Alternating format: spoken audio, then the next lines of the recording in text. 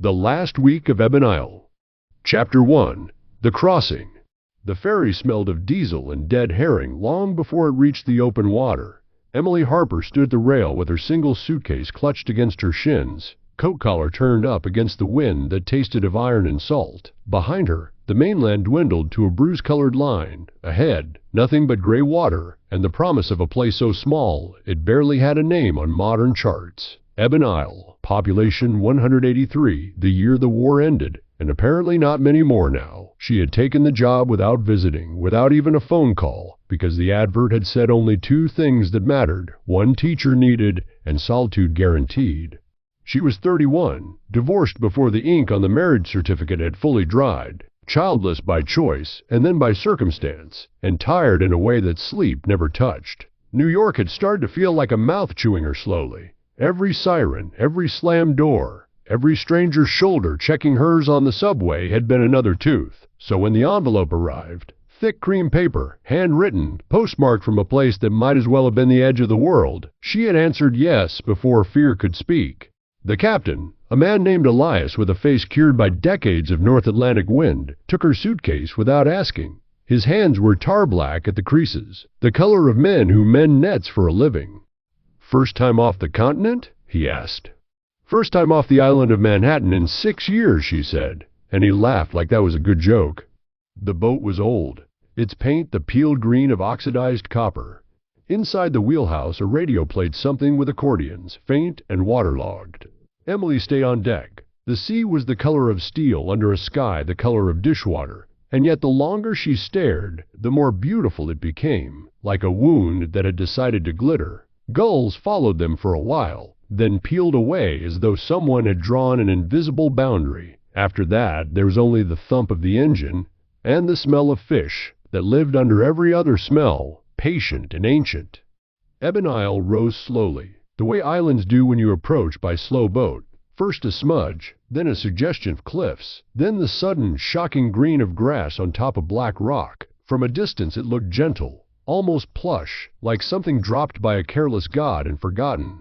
A white lighthouse stood on the northern point, its beam already sweeping though the afternoon was still bright. Below it, the village, a crescent of low stone houses, facing a harbor no bigger than a city block. Brightly painted boats, red, blue, yellow, rocked at their moorings, looking toy-like and harmless. Elias cut the engine farther out than Emily expected. The water was shallow here, he explained, and the tide jealous. He tossed a bowline to a boy on the pier who caught it with the absent grace of someone born to the task. The boy couldn't have been more than 12, freckled, wool cap pulled low. He grinned at Emily, teeth very white against wind-burned skin. "Welcome, Miss Harper. The children drew you a picture." The pier was barnacled and smelling powerfully of low tide, but the air that reached her from the land was sweet, grass and wood smoke and something flowering she couldn't name. She stepped onto the planks and felt the island take her weight as though it had been waiting. The boy, Tommy, he said his name was, hoisted her suitcase like it weighed nothing and started up the path without looking back to see if she followed. The village revealed itself in soft stages. Whitewashed cottages with slate roofs, chimneys breathing thin blue ribbons of peat smoke, window boxes spilled purple and yellow blooms. A woman hanging laundry waved. The clothespins in her mouth made the smile lopsided and real. Somewhere a dog barked twice and thought better of it. The only modern things Emily could see were the satellite dishes bolted to a few chimneys like silver flowers forced to grow on stone. The schoolhouse sat a little above the harbor on a rise of its own, a long white building with a bell tower and a playground of packed dirt and one magnificent swing set that looked freshly painted. Children spilled out of the open door the moment they saw her, 20 of them, maybe 25, all in navy jumpers and gray shirts, all suddenly shy. They formed a ragged semicircle while a girl with braids and solemn gray eyes stepped forward holding a piece of paper the size of a placemat. It was a crayon drawing, the school, the harbor, the lighthouse, and a stick figure with yellow hair and a red dress standing in front of a blackboard. Above the figure, in careful block letters, "Welcome, Miss Harper." Beneath, every child had signed their name. Some of the letters were backward, some forward, all earnest. Emily felt something crack open inside her chest. Something she hadn't known was frozen. She knelt so she was eye level with the girl. "Thank you, Lila," she said, reading the name at the bottom. "It's beautiful." Lila's smile was sudden and bright as a struck match. "We made biscuits too. No fish in them, we promise." Inside, the school smelled of chalk and wood smoke and lemon oil. There was one large room with high windows, a pot-bellied stove in the corner, and rows of desks that had clearly been built for generations of island children, some scarred with initials, some polished smooth. A map of the world on the wall stopped at 1952. Iceland was colored pink, and the Soviet Union took up half of Asia. On the blackboard, someone had written in perfect copperplate, "A good education is the best provision for old age." Aristotle. Her living quarters were attached by a short corridor, a sitting room with a fireplace, a bedroom with a brass bed that sagged invitingly in the middle, and a kitchen so small she could touch both walls if she stretched. Through the bedroom window she could see the entire harbor, and, beyond it, the open sea dissolving into sky. Someone, probably the last teacher, had left a vase of wildflowers on the table. They were the exact blue of certain summer evenings she remembered from childhood, evenings that no longer existed anywhere else. That first night she unpacked slowly, ceremonially. 2 suitcases, one of clothes, one of books. She set her grandmother's teapot on the shelf, her own notebooks on the desk, the photograph of her mother face down because some pains were still too loud. Then she walked down to the harbor because the light was turning lavender and she wanted to watch it happen to the water. The fishermen were coming in, singing something low and minor key as they hauled nets heavy with silver. Children darted between legs carrying buckets. The smell of fish was everywhere, but underneath it ran peat and cold stone and something greener, like sap. A woman offered her a mug of tea strong enough to stand a spoon in. Someone else pressed a slice of soda bread thick with butter into her hand. She ate standing on the pier while the sky performed its slow bleeding from rose to indigo, and for the first time in years she did not think of tomorrow or yesterday. There was only the taste of salt, and the hush of water against stone, and the knowledge that she had, against all odds, arrived. When she climbed the hill back to the schoolhouse, the village lights were coming on one by one, small brave candles against the dark. She left her own lamp burning in the window the way sailors do, though there was no one out at sea to see it. In bed she listened to the Atlantic talking to itself beyond the cliffs, and felt something inside her unknot so completely that sleep arrived like a tide, soundless and complete. She did not dream at all. Chapter 2. The First Week. Monday began with bells. First the harbor bell at 5:30 for the boats going out, then the school bell at 8 sharp, rung by Tommy with solemn pride. Emily had been awake since 6, drinking tea on her doorstep and watching mist lift off the water in long white fingers. The children arrived in 2s and 3s, cheeks pink from the walk, breath pluming in the cold. They greeted her with the same shy chorus, "Good morning, Miss Harper." Their voices overlapped like waves. Inside, the stove had been lit by someone, probably Elias, and the room was warm enough that she could take off her coat. She wrote her name on the board in large clear letters, and underneath, "What shall we discover together?" The children copied it into their exercise books with varying degrees of legibility. Lila's handwriting was already perfect. Tommy's marched across the page like a drunken soldier, but he beamed when she praised the boldness of his capitals. Mornings were for arithmetic and reading, afternoons for history, nature study, and whatever the island offered. On Tuesday they walked to the tide pools and found periwinkles and a crab missing one claw that the children named Captain Stumpy. On Wednesday she read to them from Treasure Island and watched their eyes grow round when Long John Silver first appeared. Thursday brought rain that drummed on the tin roof like impatient fingers. They stayed inside and learned the capitals of Europe from the outdated map, while thunder rolled overhead like a warning no one heeded. Every day ended the same way. The children lined up to shake her hand or hug her waist, some bold, some bashful, and then scattered down the hill, calling goodbye until tomorrow. She watched until the last woolcap disappeared around the bend, then marked their work by lamplight while the kettle sang. The village folded her in gently.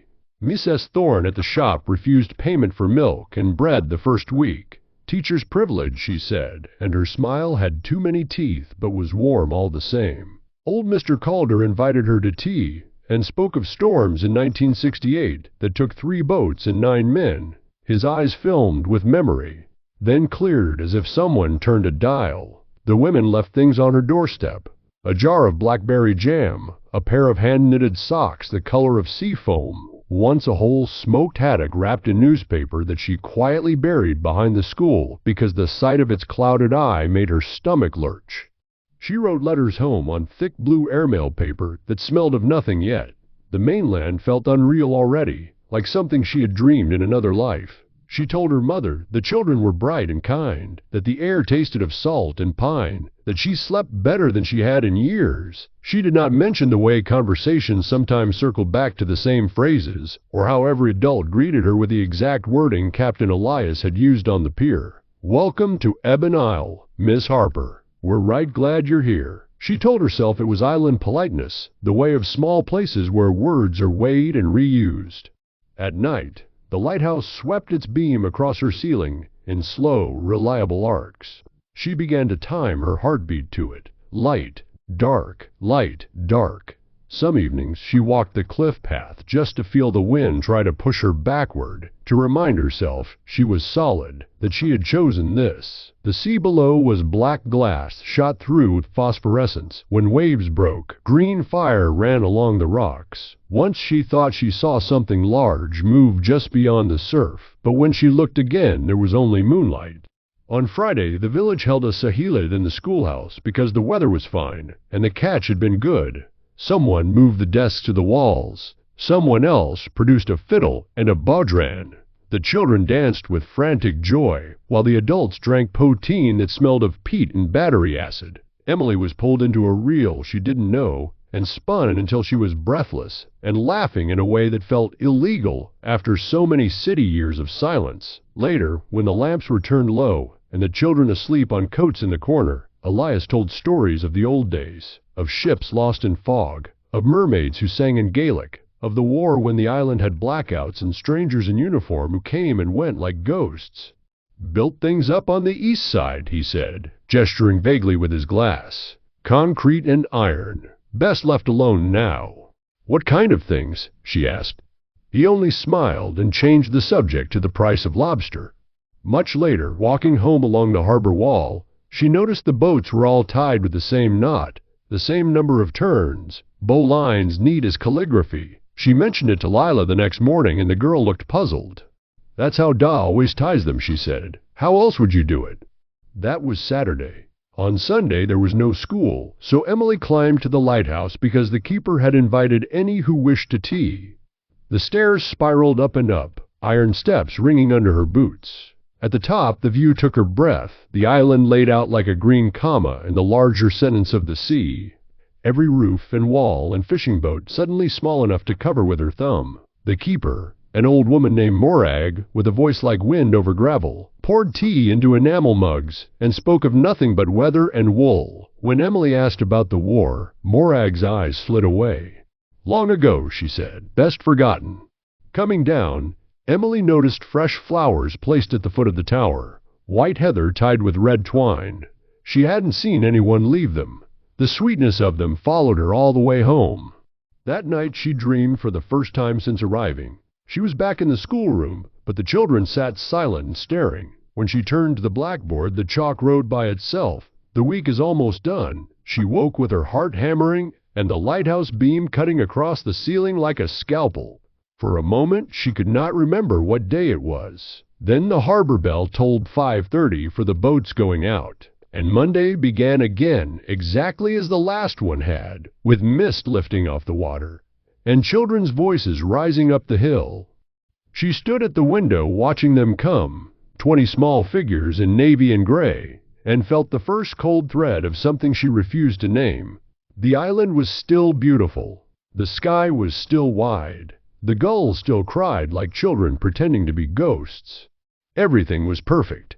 She told herself that all the way through morning register, through arithmetic, through the moment when every child answered, "Here, Miss Harper," in the exact same order as the week before, their voices bright and certain and exactly, perfectly the same.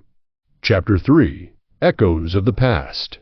The second Monday on Ebon Isle dawned much like the first, with the harbor bell clanging at precisely 5:30, summoning the fishermen to their boats like a ritual etched into the very bones of the place. Emily Harper stood at her kitchen window, cradling a mug of tea that had gone lukewarm in her hands, watching the mist curl off the water in languid spirals. The children would arrive soon, their voices rising up the hill in that familiar chorus, and the day would unfold in its predictable rhythm. Arithmetic in the morning, stories after lunch, the swing set creaking under small bodies in the afternoon. It was comforting, this sameness, a balm after the relentless churn of city life. She had come here to escape.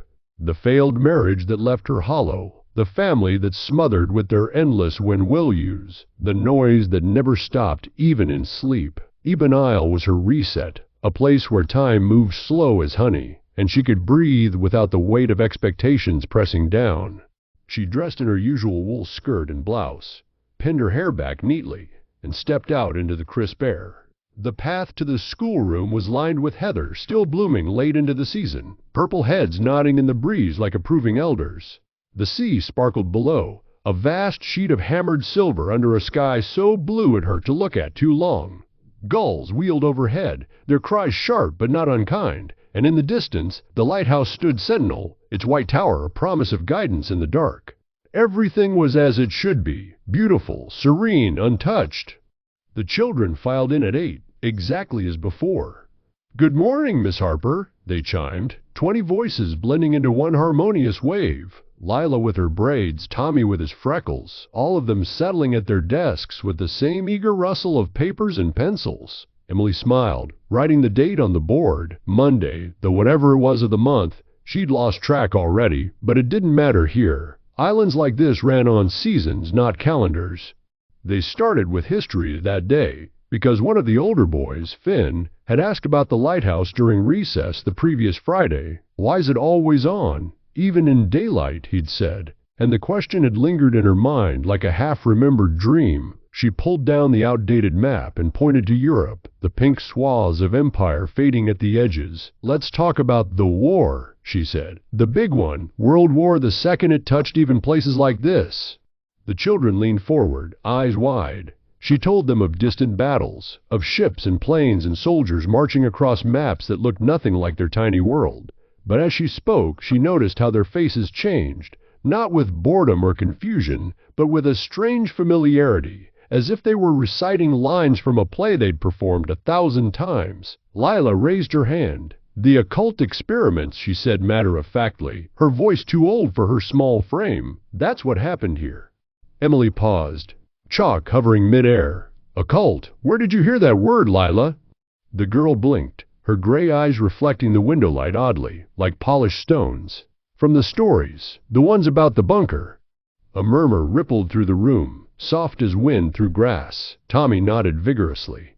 "The east side, where the strangers came." Emily set the chalk down, her curiosity piqued. She had heard whispers, Elias mentioning things built during the war, but nothing concrete. "Tell me more," she encouraged, thinking it would make a good local history lesson, something to tie the children to their roots. It started innocently enough. Finn spoke of boats arriving in the dead of night, 1943 it was, when the war raged across the Atlantic, and even remote islands weren't safe from its grasp. They were Germans, he said, but not the fighting kind. Scientists with funny accents and black books. The children nodded in unison, their movements synchronized like a flock of birds turning as one. Lila took over, her braids swinging as she gestured. "They said it would help win the war, something about souls and power. The islanders helped at first, gave them food, showed them the cliffs, but then the experiments started in the bunker." Emily leaned against her desk, intrigued despite the chill that prickled her arms. "What kind of experiments?"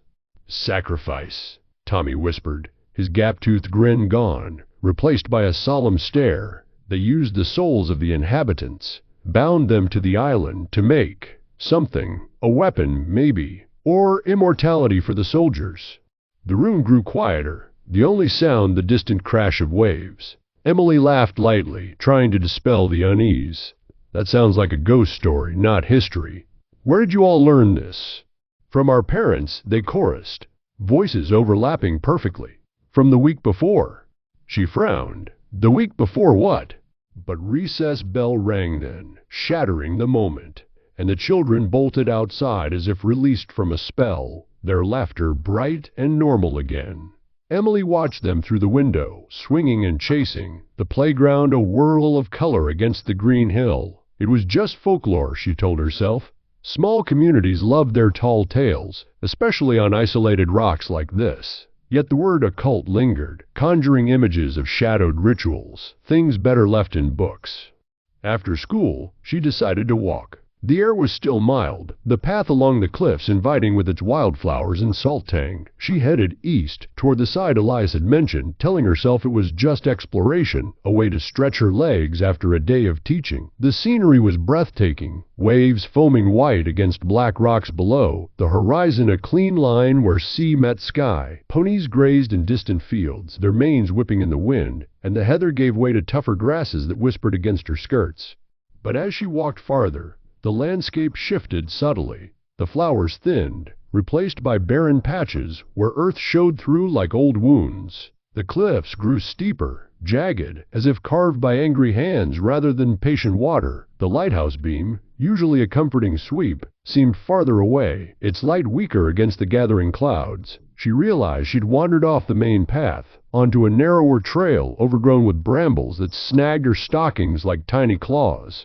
Lost already? She muttered to herself, turning to retrace her steps. But the way back looked different. The mist had rolled in from the sea, thick and clammy, muffling sounds and blurring edges. She pushed on, heart quickening just a touch, telling herself it was nothing. Islands were full of fog, and she was no city fool to panic at nature's whims. Hours passed, or was it minutes? Time felt elastic here, stretching and snapping. The sun dipped lower, painting the mist orange, then red, like blood seeping through gauze. She stumbled upon it then, a low hillock, unnatural in its symmetry, covered in vines that twisted like veins. At its base, half buried in earth and roots, was a concrete slab, weathered but solid, with a rusted metal door set into it. Runes, or were they just scratches, etched faintly around the frame. The bunker. Emily approached slowly, curiosity overriding the growing unease. It was smaller than she'd imagined, more like a forgotten cellar than a wartime fortress. The air around it was still, unnaturally so, as if the wind avoided this spot. She reached out, fingers brushing the cold metal, and felt a vibration, faint but insistent, like a heartbeat buried deep underground. That's when she heard the footsteps, slow, shuffling, coming from the mist behind her. She whirled, heart slamming, and there he was, an old fisherman, bent and weathered, his oilskins glistening with damp. His face was a map of wrinkles, eyes sunk deep under a wool cap pulled low, but it was the accent that chilled her, a thick German burr, rolling the R's like stones in a tumbler. "9," he rasped, voice like gravel under boots. "Do not approach the door." Emily stepped back, hands raised instinctively. I'm sorry, I got lost. Who are you?" He didn't answer, just stared with eyes that gleamed madly in the fading light, pupils dilated wide as if seeing things beyond her. "The souls, they hunger. You wake them, Freulein. Go back, before the week ends again."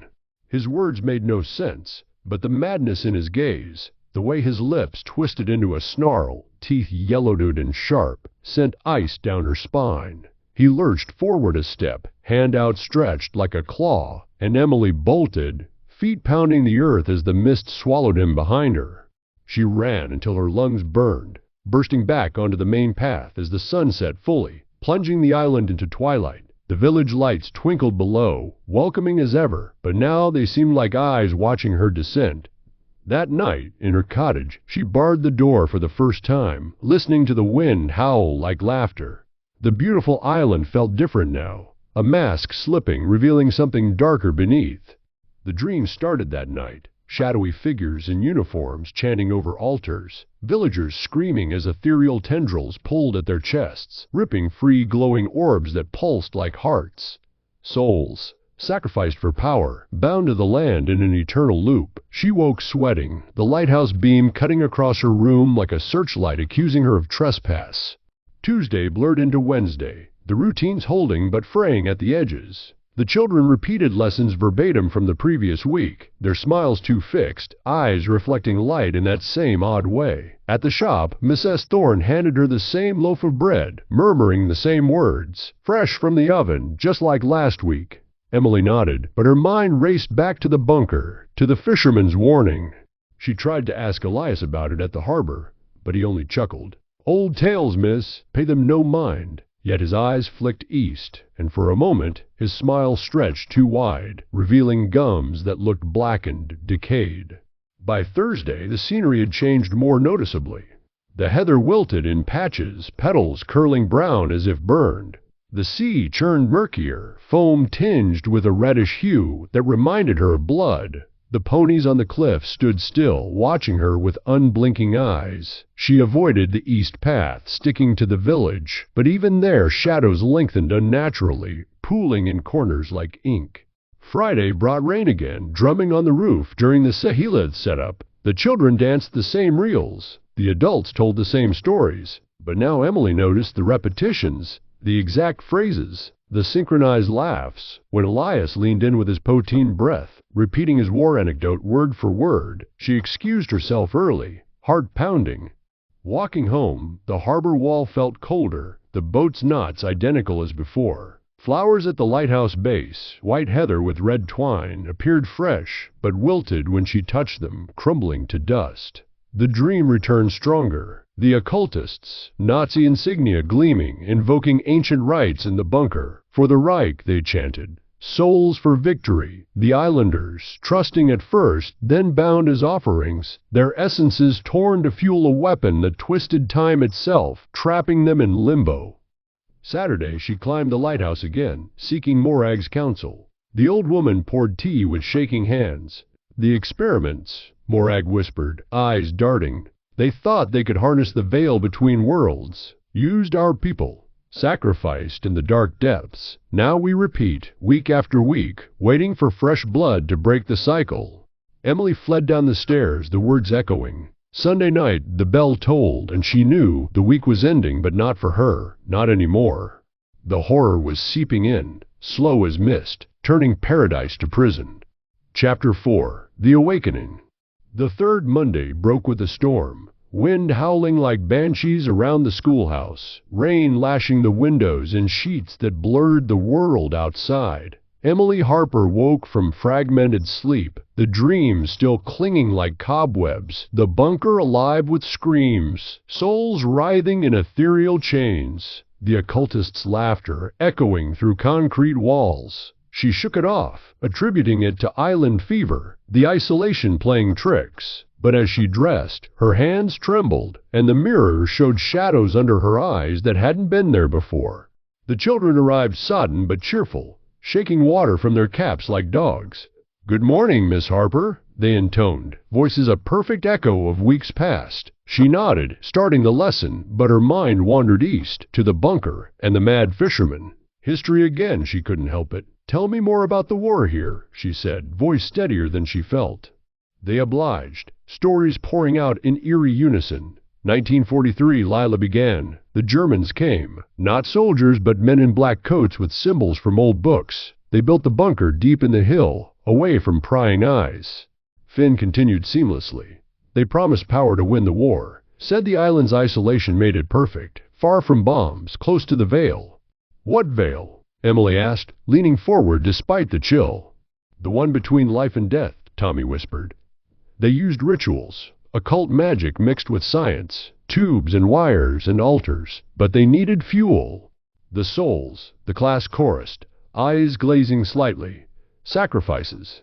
The inhabitants volunteered at first, thinking it for the greater good, but then they were forced. Dragged to the dark lost bunker, where the rituals stripped their essences, binding them to fuel an eternal engine, a weapon to twist time, to make soldiers undying.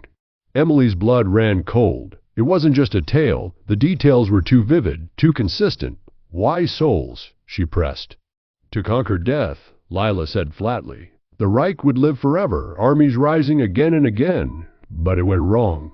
The loop formed the last week before the end, repeating, "We're all that's left," echoes hungering. The bell rang, but the children didn't move, staring at her with those reflective eyes. Emily dismissed them shakily, watching them play in the rain as if nothing amiss. The playground mud churned under their feet, but their laughter sounded hollow now, like recordings played back. She couldn't stay inside. After lunch, she set out east again, umbrella battling the gale, determined to confront the bunker, just to see, she told herself, to prove it's nothing. But the path was treacherous, slick with rain, brambles thornier, as if the island resisted her. She got lost quicker this time, the mist thicker, infused with a rot smell that overpowered the salt. The cliffs loomed darker, rocks slick and jagged, waves below crashing with unnatural fury, spray tasting of decay. Hours blurred, the sun hid behind perpetual gray, turning day to perpetual dusk. Then the hillock appeared through the fog, the concrete slab glistening wet. The door loomed larger, runes glowing faintly. Or was it a trick of light? Emily approached, heart thundering, hand outstretched. The vibration was stronger, a low hum that resonated in her bones. Footsteps again, shuffling, closer. She froze as the old fisherman emerged from the murk, oilskins dripping, face twisted in rage. His German accent cut through the storm. "I warned you, Fraulein, do not approach the door." He lunged, eyes maddened, whites veined red, pupils bottomless pits. "The souls awaken. They smell your life. Fresh, untethered, they will devour to escape the loop." Emily backed against the door, terror rising. "Who are you? What is this?" "I was one of them," he snarled, face contorting, skin rippling as if something moved beneath. "A scientist, left behind when the ritual failed, trapped like the rest. But you break the cycle, stir the hunger." He grabbed her arm, grip iron cold, nails digging like claws. She screamed, twisting free, shoving him back. He stumbled, laughing maniacally, voice multiplying into echoes. "Enter if you dare. See the horror we wrought." The door creaked open behind her. Had she touched it? Wind howled through, carrying screams from depths below. Emily fled into the bunker, the only way open, stairs descending into pitch black. The fisherman's laughter pursued her, fading as she plunged deeper. The air grew stale, thick with dust and something metallic. Blood? Walls closed in, concrete rough under her fingers. Her flashlight, thank God she'd brought it, cast jittery beams on faded swastikas, runes pulsing with sickly green light. Deeper, chambers opened, altars stained dark, wires snaking like veins, glass tubes shattered but humming faintly. She found the journal in a side room, pages yellowed, German script interspersed with diagrams of human forms dissected into ethereal components, translations in margins, Project Ewigkeit, eternal victory, sacrifice the island's souls to bind time, win the war through undeath. Horror bloomed as she read. Villagers lured, drugged, strapped to tables. Rituals invoking demons. Souls ripped free, fed to a machine that warped reality. But overload, the loop formed, trapping all in the final week. Bodies decaying but persisting, hungering for new life to sustain. Screams echoed closer. Not wind, but voices. Shadows moved at beam's edge, forms shambling. Villagers? Children? Eyes glowing, mouths unhinged. Fresh life, they moaned. Emily ran, labyrinth twisting, but every turn led deeper. The fisherman appeared again, blocking a hall, face melting to reveal skull beneath. "Join us," he rasped, tentacles of shadow uncoiling from his form. She screamed, finding a ladder up, emerging into night. The island was transformed, hills barren, earth cracking, sky boiling red. Villages below flickered like ghosts, lights winking out. Back at the cottage she barred everything, but scratches came at windows. Small hands, children's voices twisted. "Miss Harper, teach us, feed us." The horror had arrived fully. Beautiful Ebon Isle, now a nightmare realm. Souls lost, hungering eternally. Chapter 5. The Eternal Hunger. The storm hit Ebon Isle like the wrath of some forgotten god. Winds howling through the village with a ferocity that rattled the schoolhouse shutters and bent the heather flat against the barren hills.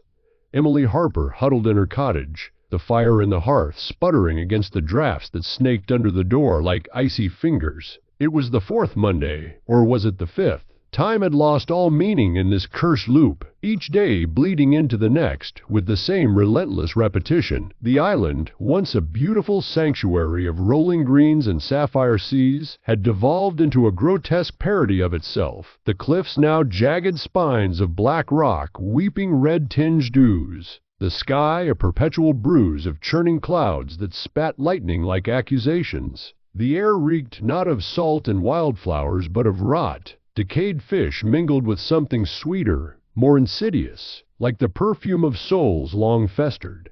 She hadn't slept in days, not truly. The dreams, no, visions, plagued her every moment her eyes closed. The bunker alive with the screams of the islanders, their bodies strapped to rusted altars as Nazi occultists in blood-stained coats chanted incantations from blackened tomes. Tubes snaked into veins, drawing out not blood, but glowing essences that pulsed with life, fed into machines that hummed with unholy power. For the eternal Reich, they had whispered, sacrificing the souls to bend time, to create undying warriors. But the ritual had fractured, trapping the island in limbo, an endless repeat of the final week before annihilation. The inhabitants, their bodies preserved in decay, their souls devoured and hollowed, now hungered for the fresh spark of the living to sustain their torment.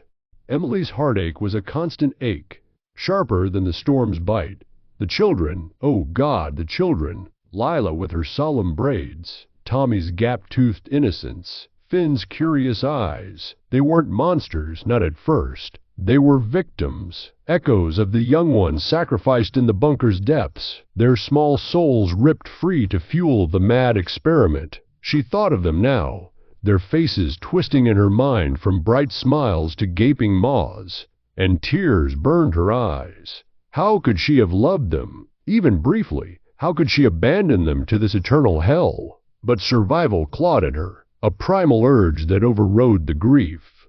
The scratching started at midnight, faint at first, like branches against the window, but it grew insistent, rhythmic, nails on wood, then on glass. Emily bolted upright, heart slamming against her ribs. Through the rain-lashed panes, shadows moved, elongated forms shambling in the gale, their outlines flickering like bad film reels. The villagers, or what remained of them, bodies bloated and splitting, skin sloughing off to reveal pulsating voids where flesh should be, and among them smaller shapes, the children, their uniforms tattered, eyes glowing with that infernal hunger.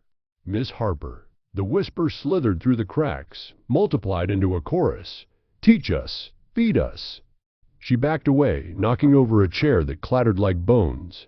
The door buckled inward with a crack, wood splintering his pale hands. Too many fingers, joints bending wrong, pushed through. Elias's face appeared in the gap, or a mockery of it, jaw unhinged, teeth elongated into fangs dripping black ichor, his German-tinged accent warped into a guttural snarl. Fraulein, your soul will break the loop, join the eternal week. Emily screamed, grabbing the poker from the fire and swinging wildly. It connected with something soft and yielding, eliciting a howl that shook the walls. She fled through the back door, bursting into the storm. Rain pelted her like needles, the wind tearing at her clothes, but she ran, down the hill toward the harbor, feet slipping in mud that sucked like living mouths. The village was a nightmare tableau, cottages sagging, roofs caving in as if the weight of decades crushed them anew each loop. Lights flickered in windows, but not warm hearth glow, sickly green phosphorescence that illuminated writhing shapes inside. The harbor churned, waves crashing over the pier with skeletal hands emerging from the foam, grasping at air. Boats bobbed madly, their hulls splitting to reveal tentacled horrors coiling from within. Behind her, the pursuit swelled. Footsteps, shuffling, splashing, gained ground. She glanced back and wished she hadn't. The children led the pack now, their small forms twisted into abominations. Lila's braids unraveled into wriggling tendrils, her eyes voids that sucked in light. Tommy's grin stretched ear to ear, revealing rows of needle teeth. "Miss, we drew you a picture of your end," they chanted, voices a discordant symphony of innocence and malice. Heartache stabbed her. These were the ones she'd read to, taught numbers, hugged at day's end. Now they hungered for her essence. souls long devoured, leaving only shells, driven by the curse's insatiable appetite. "I'm sorry," she sobbed into the wind, but it whipped the words away. She veered from the harbor, knowing the sea would claim her if she faltered. The path to the lighthouse wound up the cliffs, slick and treacherous, rocks sharp underfoot. Lightning cracked, illuminating the island's true face, hills barren and cracked, earth splitting to belch fumes that smelled of sulfur and despair. Trees, once graceful, now clawed at the sky with branches like talons, leaves withered to ash that swirled in eddies. A root snagged her shoe, yanking it free. She stumbled, barefoot now on one side, the ground biting into her soul. Pain flared, but adrenaline dulled it. Another snag, the other shoe gone. Bare feet pounded the path, stones and thorns drawing blood that mixed with rain, leaving a trail that glowed faintly in the storm's flashes, as if her life force called to them. The lighthouse loomed ahead, its beams sweeping erratically, like a mad eye searching. Morag's words echoed, "Best forgotten," but there was nowhere else. The bunker was death's maw, the village a feeding ground. She reached the base, slamming against the door, fingers fumbling the latch. It creaked open, and she tumbled inside, barring it with a rusted bolt, just as bodies thudded against the wood. The tower was a spiral of iron stairs, echoing with the storm's roar. She climbed, legs burning, breath ragged. Below, the door splintered. They were in. Shrieks echoed up. "Climb, miss! We'll catch you!" Children's laughter twisted into demonic cackles. Halfway up, a window shattered inward, glass shards raining like teeth. A hand, Elias's, elongated and boneless, grabbed her ankle. She kicked, feeling bone crunch, but it held, pulling her down. "Your heartache feeds us," he rasped, face pressing through the frame, skin peeling to show muscle pulsing with dark veins. "The children cry for you, eternally." She swung her fist, nails raking his eye, popping it like overripe fruit. Black fluid sprayed, and he released with a wail. She scrambled higher, bloodied feet slipping on steps, each ascent a agony of cuts and bruises. The top room was a chaos of wind and rain through broken panes, the lamp spinning wildly, beam fracturing into strobes that revealed horrors climbing the stairs, the abominations swarming, bodies merging in shadows, forming a writhing mass of limbs and faces. The children at the fore, their small hands reaching, eyes pleading even as mouths slavered. "We loved you, miss, now love us back, with your soul." Heartache crested. She saw, not monsters, but the sacrificed innocents, their essences torn in the bunker to fuel a war machine that devoured its creators. Tears blinded her as she backed to the railing, cliffs below a maelstrom of waves crashing against rocks, engulfing everything in foaming fury. The mass surged, tentacles coiling, jaws unhinging, a close encounter. Inches from death, their breath foul on her face, cold as the grave. Lila's tendril brushed her cheek, whispering, "Stay." "No," she jumped. The fall was eternal, wind screaming past, storm swallowing her cries. Cliffs rushed up, but waves rose higher, engulfing the base in a tidal surge that dragged everything to the depths. Water hit like a hammer, cold, piercing to her core, pulling her under in a vortex of darkness and debris. Bubbles in blackness, lungs burning, visions flashing. The bunker rituals, souls screaming as they were fed to the void. The island's beauty a lie, masking the horror. Then, something snagged. A fishing net, tangled in the currents, buoying her up in a blur of pain and delirium. She surfaced, gasping. Net wrapped around her like a shroud, waves tossing her toward a distant light. Not the lighthouse, but a ship's lantern. Hands hauled her aboard, voices muffled. "Found one. Alive. Barely." Fade to white. Hospital bed. Beeps and sterile smells. Bandages swathed her feet, the fourth dripping into her arm. Police hovered, notebooks out. "Miss, why were you out there? From where did you come?" "The island," she croaked. "Ebon Isle. The curse. The children."